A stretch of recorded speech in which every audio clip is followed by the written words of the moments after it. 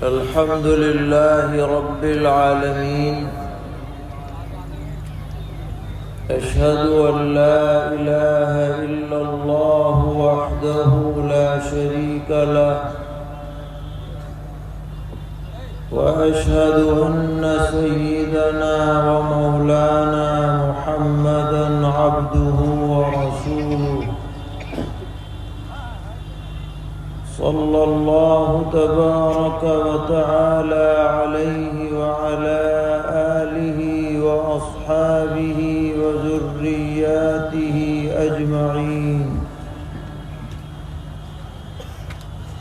أما بعد، فأعوذ بالله من الشيطان الرجيم. بسم الله الرحمن الرحيم. أفحسبتم أنما خلقناكم عبثا وأنكم إلينا لا ترجعون. صدق الله مولانا العلي العظيم. معزز علماء کرام، قریب اور دور سے تشریف لانے والے فرزندان توحید، اور جہاں تک یہ آواز پہنچ رہی ہے، ہماری مائیں اور بہنیں، آپ کا اتنی بڑی تعداد میں اس مدرسے کے جلسے میں شریک ہونا، یہ اس بات کی علامت ہے کہ آپ کا اس ادارے سے دلی تعلق اور ربط ہے، اور اس ربط کی بنیاد کوئی دنیاوی منفعت اور مقصد نہیں ہے، بلکہ صرف دین کی بنیاد پر ادارے اور مدرسے سے تعلق ہے، اور یہ تعلق اگر برقرار رہے تو یہ انشاءاللہ دنیا میں بھی خیر و برکت کا سبب بنے گا، اور جو ہماری آخرت کی زندگی ہے اس میں بھی ہمارے لیے رحمت اور نجات کا ذریعہ ہوگا، اس لیے کہ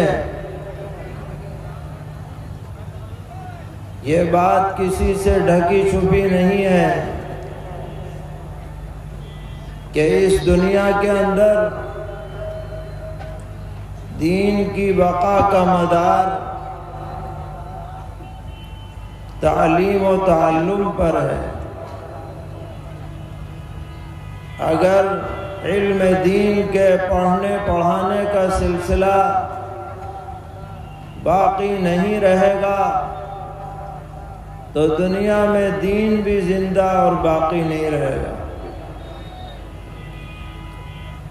اللہ تعالیٰ کا ہمارے اوپر یہ فضل و کرم اور انعام ہے کہ اس نے ہمیں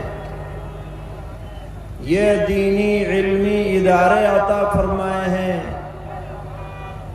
جن کا اثر ہے کہ آج مسجدیں آباد ہیں، داڑھی ٹوپی کا چلن ہے، اسلام زندہ نظر آتا ہے، اسلامی شعائر جگہ جگہ پر سامنے آتے ہیں۔ ان میں ان مدارس کا سب سے بڑا کردار ہے۔ آپ نے بار بار یہ بات سنی ہوگی، اور جو پڑھنے والے ہیں انہوں نے پڑھی ہوگی کہ اس ملک میں جب انگریزوں کا تسلط ہوا تو وہ یہ چاہتے تھے کہ یہاں کی آبادی کو اپنے مذہب کے رنگ میں رنگین کر دیں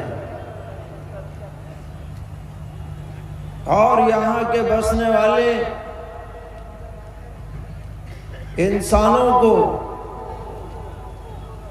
اپنی تہذیب اور اپنے تمدن سے پوری طرح وابستہ کر دیں۔ اور ایک دور تو ایسا بھی آیا جب شہر شہر بستی بستی عیسائی مشنری کے لوگ ارتدادی تحریکات کو لے کر پورے ملک میں حکومت کی سرپرستی میں کام کر رہے تھے، اور وہ لوگ یہ خواب دیکھ رہے تھے کہ چند سالوں میں ہم اس ملک کو ایک عیسائی ملک کی صورت میں تبدیل کر دیں گے۔ ایسے موقع پر اللہ کے چند برگزیدہ بندوں نے اللہ کے دربار میں راتوں کو اٹھ کر فریادیں کی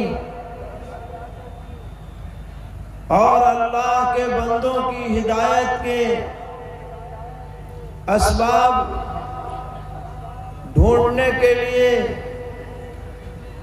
فکریں کی، جس کا نمونہ اس چھوٹے سے مدرسے کی شکل میں ظاہر ہوا جو دیوبند کی چھوٹی سی مسجد چھتہ میں ایک انار کے درخت کے نیچے سے شروع کیا گیا، جس کا پڑھانے والا بھی اس میں بامسمى محمود تھا اور پڑھنے والا بھی اس میں بامسمى محمود تھا، اور وہ کیا ادا تھی اور وہ کیا جذبہ تھا اور وہ کیا خلوص تھا جو اللہ کو پسند آیا کہ وہ چراغ جو چھتے کی مسجد میں جلایا گیا، اس ایک چراغ سے ہزاروں لاکھوں چراغ جل اٹھے اور دنیا کے خطے خطے کے اندر علم کی روشنی پھیلنے لگ گئی اور بدعات کا قلعہ کما ہوا اور ارتدادی تحریکوں پر بند لگا اور نسلوں میں دین و ایمان کی ایک عجیب و غریب صورت سامنے آئی۔ یہ اللہ تعالیٰ کا بہت بڑا انعام ہے، اس کی نظیر بہت سے ملکوں میں ملنی مشکل ہے۔ آپ کا یہ ادارہ بھی اسی چراغ سے وابستہ اور اسی روشنی کا حامل اور اسی تحریک کا ایک جز ہے، ایک سنہرا جز ہے، جس کا فیض الحمدللہ علاقے میں پھیل رہا ہے۔ ہماری دعا ہے کہ اللہ تعالیٰ اس ادارے کو بھی دن دونی رات چوگنی ترقیات سے نوازیں اور مدارس کی جو تحریک اسلام کی بقا کے لیے چل رہی ہے قیامت تک چلتی رہے اور سرسبز و شاداب رہے، یہ روشنی گھر گھر پھیلتی رہے، یہ ہماری دعا ہے اور تمنا ہے۔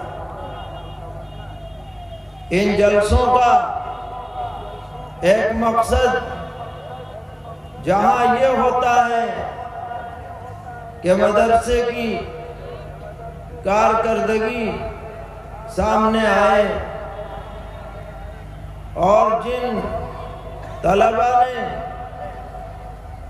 قرآن پاک کا حفظ کیا ہے دستار باندھ کر ان کی عزت افزائی کی جائے، یہ بھی ایک اہم مقصد ہے تاکہ دیکھنے والوں کو اندازہ ہو کہ یہ ایسی عظیم دولت ہے جس کا کوئی مقابلہ نہیں کیا جا سکتا، والدین کا دل بھی ٹھنڈا ہو اور رشتہ دار بھی خوش ہوں۔ اور آج جس بچے کو دستار بنتے ہوئے دیکھیں تو ان کے دل میں خیال آئے کہ کاش وہ دن بھی آئے جب ہمارا بچہ یا ہمارا پوتا یا ہمارا نواسا یا ہمارا بھتیجا یا ہمارا بھانجا وہ بھی اس نعمت سے سرفراز ہو۔ یہ ترغیب دلانے کے لیے یہ پروگرام کیے جاتے ہیں۔ ایک جگہ پر ہم نے ایک اور منظر بھی دیکھا۔ میں جناب مفتی عبدالحی صاحب سے کہوں گا کہ اس پہ بھی غور کریں کہ وہاں دستار بندی کا جلسہ تھا اور بچوں کا نام لیا جا رہا تھا، فلاں طالب علم، فلاں حافظ، لیکن ساتھ ساتھ اس بچے کے والد صاحب کو بھی اسٹیج پہ بلایا جا رہا تھا اور بچے کو تو دستار باندھی جا رہی تھی اور والد صاحب کو ٹوپی پہنائی جا رہی تھی اعزاز میں، اور والدہ کے لیے ایک اوڑھنے کا انتظام تھا، وہ بھی دیا جا رہا تھا کہ بھائی حافظ کا والد ہے تو وہ ننگے سر کیوں رہے اور حافظ کی والدہ ہے تو وہ بے پردہ کیوں رہے۔ تو یہ بات اچھی لگی کہ ایک اعزاز بھی ہو گیا اور ایک نصیحت بھی ہو گئی، ترغیب بھی ہو گئی، اور بلا شبہ یہ والدین کے لیے بہت بڑی عزت کی بات ہے کہ ان کا بیٹا اللہ تبارک و تعالیٰ کے سچے کلام کو اللہ کی توفیق سے اپنے سینے میں محفوظ کر لیں، اس سے بڑی بات کیا ہو سکتی ہے۔ اور پھر اللہ توفیق دے تو حفظ تک محدود نہ رہے بلکہ اور آگے پڑھے۔ ابھی اس نے الفاظ یاد کیے ہیں، اب اگلے درجات میں جائے گا تو اس کے معانی کو بھی یاد کرے، مفاہیم کو یاد کرے، احادیث شریفہ کو پڑھے، فقہ اسلامی کو پڑھے۔ تو جس خاندان میں اور جس گھرانے میں حفاظ ہوں گے، علماء ہوں گے، اس سے زیادہ خوش نصیب گھرانہ اس دنیا میں اور کوئی نہیں ہو سکتا ہے۔ تو اس طرح کے جلسوں کا ایک بڑا منشا اور مقصد یہ بھی ہے کہ ان بچوں کی اور ان کے والدین کی حوصلہ افزائی کی جائے۔ ساتھ میں ایک اہم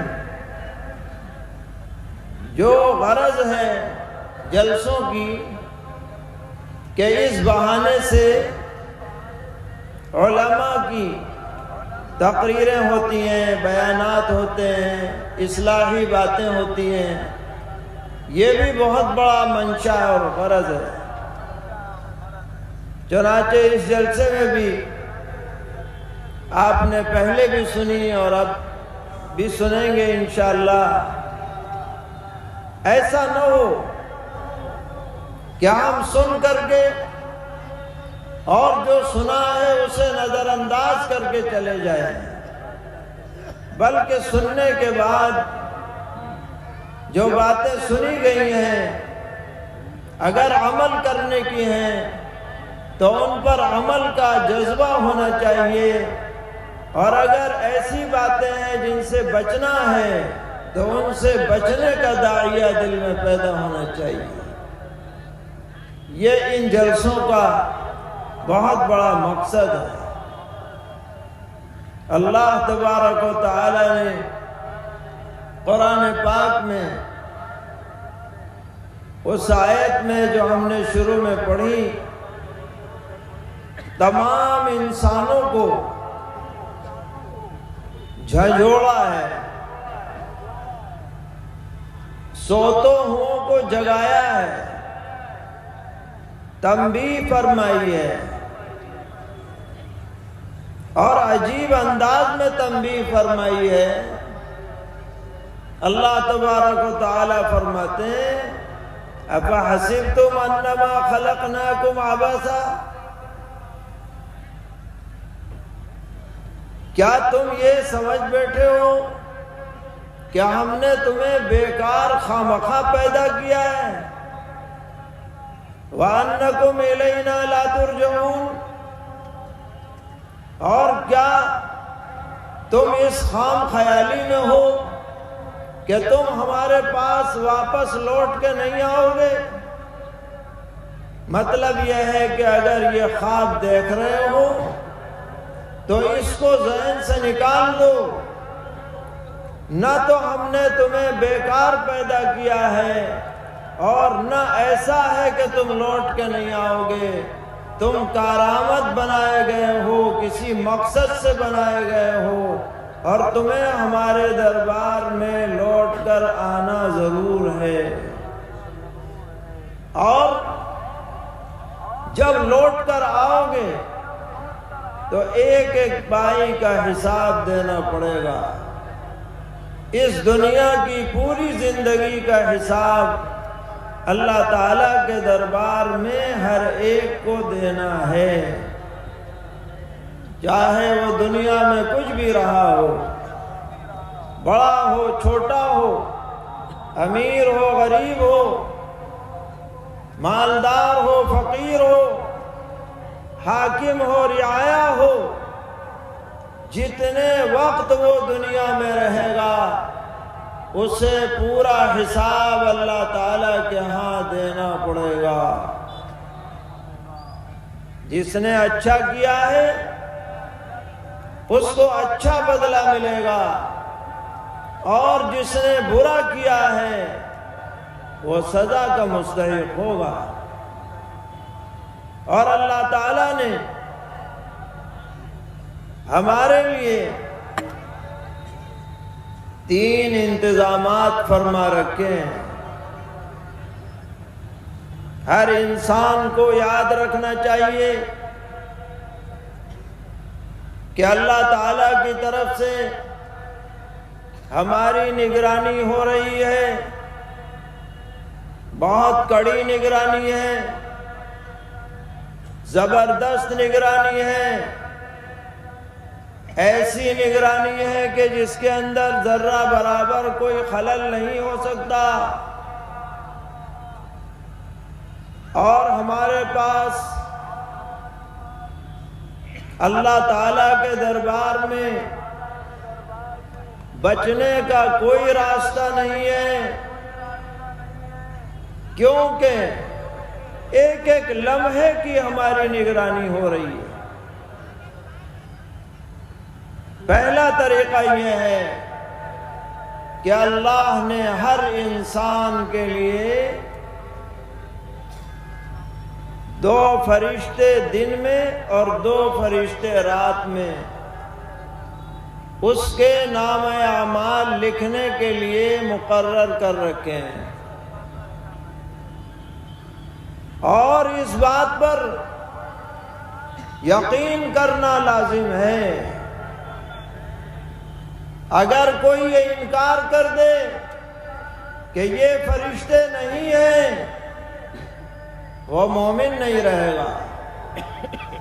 اس لیے کہ خود قرآن پاک میں اللہ تعالیٰ نے فرما دیا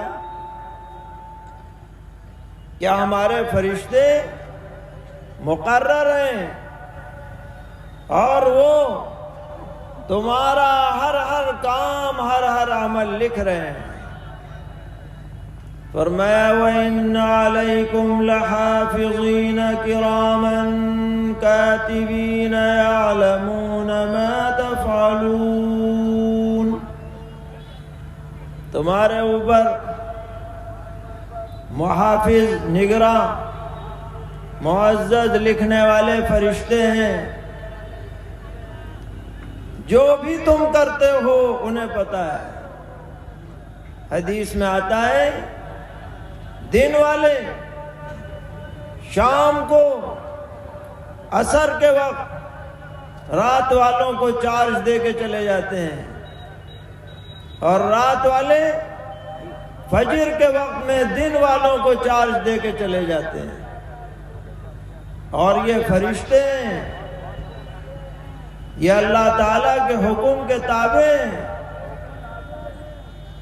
ایسا نہیں ہو سکتا کہ وقت سے بے وقت ہو جائے کہ جی آج تو بخار ہو رہا ہے، آج تو چھٹی ہے۔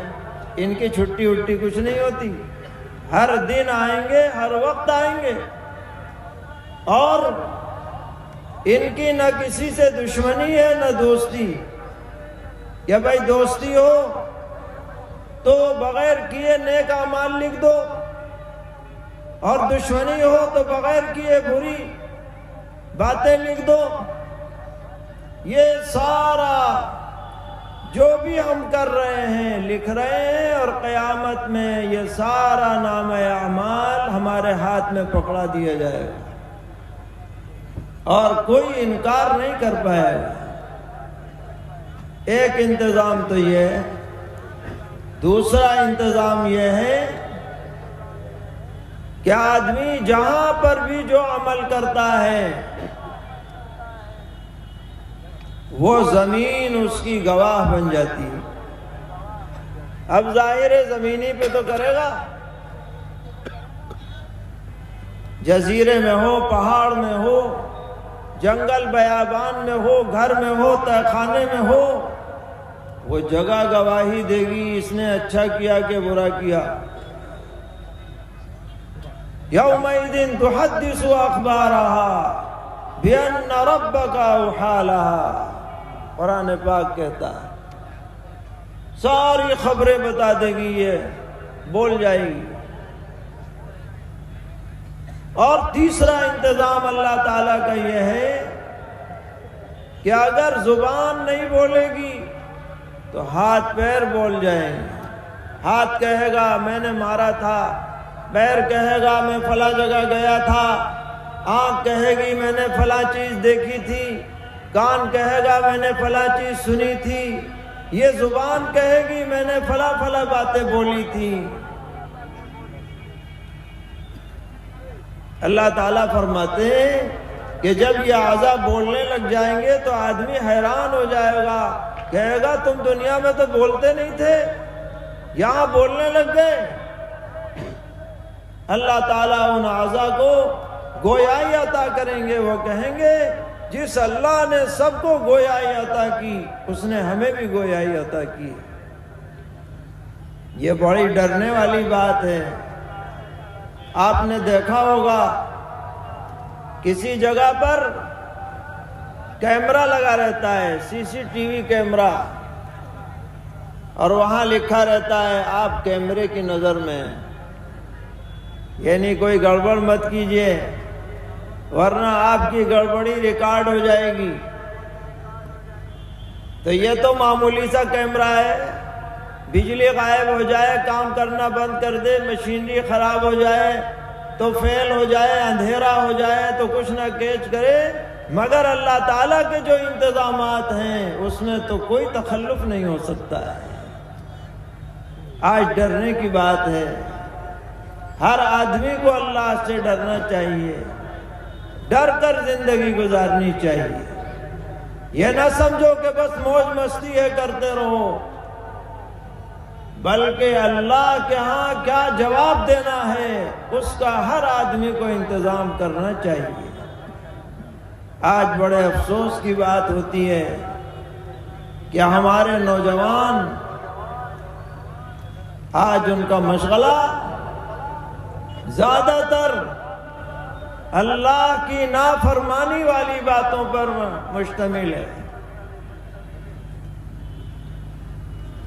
خاص طور پر 3 باتوں کی طرف ہم توجہ دلاتے ہیں۔ پہلی بات فواحش، بے حیائی کی باتیں، فلمیں، پکچر، گندی تصویریں، یہ اس دور کا سب سے بڑا ناسور ہے، اور نوجوانوں کا سب سے بڑا مشغلہ آج کل یہی۔ کام کاج سے جو وقت بھی خالی بچتا ہے وہ ان واہی تباہی مشاغل میں صرف ہو جاتا ہے، حالانکہ یہ نظر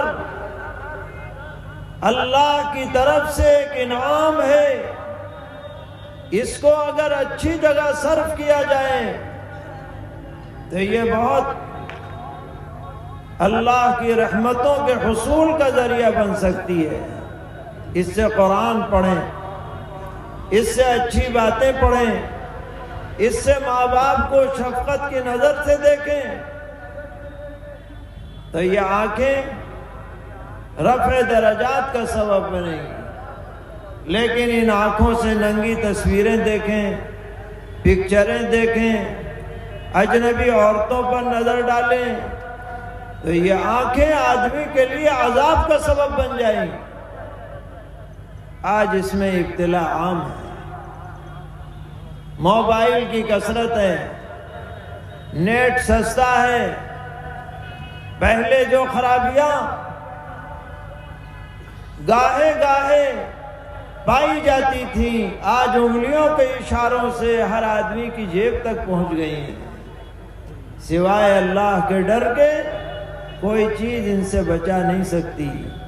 اللہ سے ڈرنا چاہیے، لوگوں کے سامنے بھی، اکیلے بھی، تنہائی میں بھی۔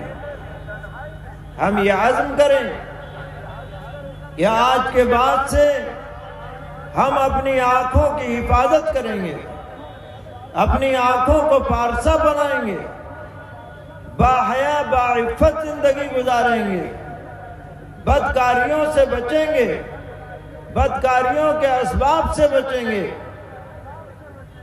پہلی بات تو یہ ہے۔ دوسری بات جس میں آج ابتلا عام ہے وہ لغویات اور فضولیات ہیں، کھیل کود ہے۔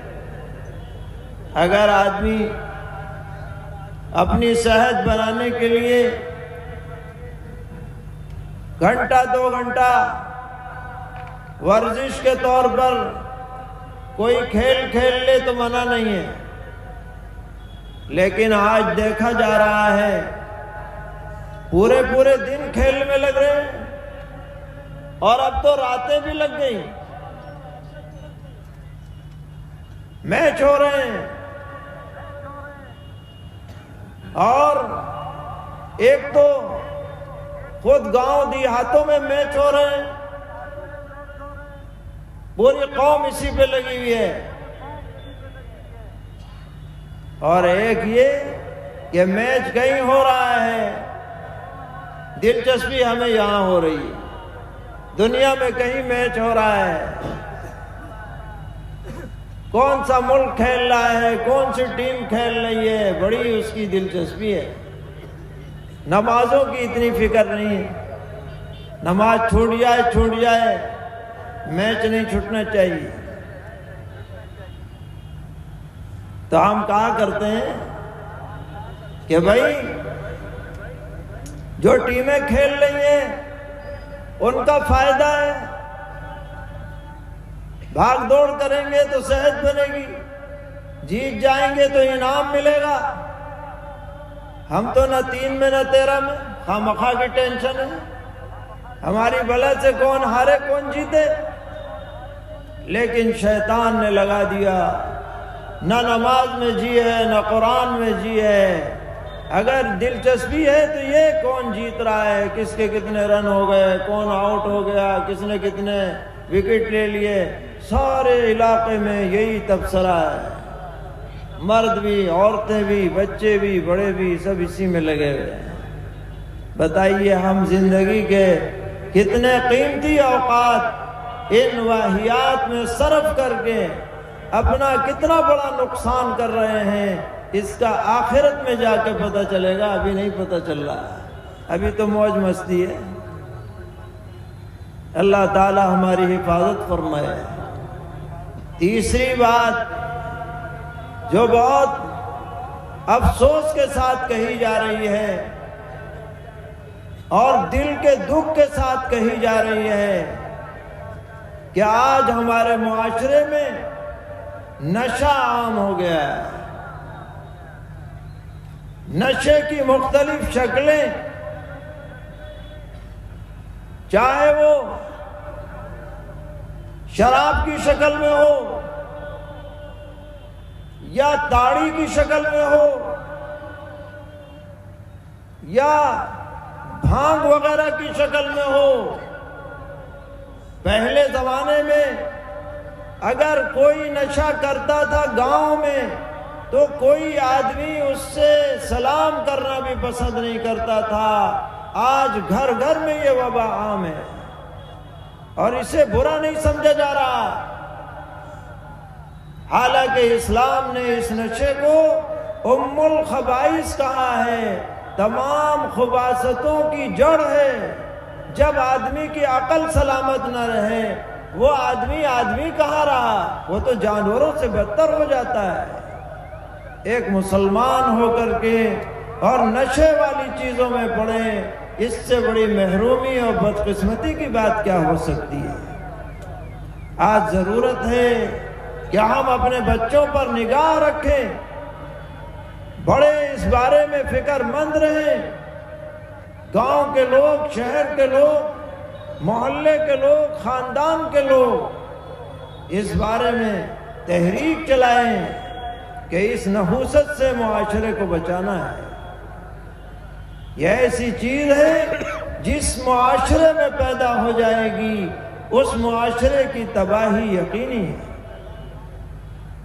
اسلام نے دور جاہلیت میں جہاں شراب پانی کی طرح پی جاتی تھی، اسلام نے آ کر اس پر بندش لگائی اور سخت بندش لگائی، کسی بھی حالت میں اس کی اجازت نہیں دی، اور سخت وعیدیں پیغمبر علیہ السلام نے ارشاد فرمائی۔ ایک حدیث میں فرمایا کہ جو آدمی شراب پیتے پیتے دنیا سے چلا جائے اور توبہ نہ کرے، اس کو آخرت میں طینۃ الخبال پلایا جائے۔ پوچھا گیا کہ طینۃ الخبال کیا چیز ہوتی ہے؟ آپ نے فرمایا جہنمیوں کو جب سزا دی جائے گی تو ان کے زخموں سے جو پیپ اور مواد نکلے گا وہ اس شرابی کو پلایا جائے۔ ایسی بدترین چیز پلانے کی بات بطور وعید آپ نے ارشاد فرمائی۔ ایسی باتوں سے امت کو بچانا ہے۔ تو ہمارے یہ جلسے محض ایک میلہ ٹھیلا یا ایک مجمع بن کے نہ رہ جائیں، بلکہ ہم ایک پیغام لے کے جائیں، ایک تبدیلی اپنے اندر لے کر کے جائیں، اپنے اندر ایک انقلاب محسوس کریں، تو انشاءاللہ یہ جلسے کارآمد ہوں گے، نفع بخش ہوں گے، ان کا فائدہ عام ہوگا اور ہماری زندگی میں خیر کے پہلو اس سے اجاگر ہوں گے۔ اللہ تعالیٰ اس جلسے کو بے حد قبول فرمائے اور اس ادارے کو بھی قبول فرمائے۔ جو بھی طلبہ حفظ قرآن کی تکمیل کر رہے ہیں، اللہ تعالیٰ ان کو اس نعمت کی قدردانی کی توفیق عطا فرمائے اور مزید علم دین سے انہیں آراستہ فرمائے، ان کے اساتذہ کو بھی جزائے خیر عطا فرمائے۔ وصلی اللہ تعالی علی خیر خلقہ محمد وآلہ وصحبہ اجمعین برحمتک یا ارحم الراحمین۔